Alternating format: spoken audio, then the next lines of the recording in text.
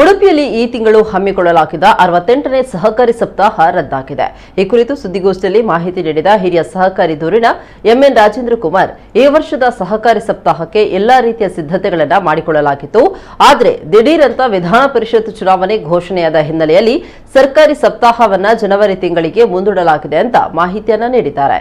ಸುದ್ದಿಗೋಷ್ಠಿಯಲ್ಲಿ ಹಿರಿಯ ಸಹಕಾರಿಗಳಾದ ಜಯಕರ ಶೆಟ್ಟಿ ಎಂದ್ರಾಳಿ, ದೇವಿ ಪ್ರಸಾದ್ ಶೆಟ್ಟಿ, ಯಶ್ಪಾಲ್ ಸುವರ್ಣ ಮತ್ತಿತರರು ಉಪಸ್ಥಿತರಿದ್ದರು.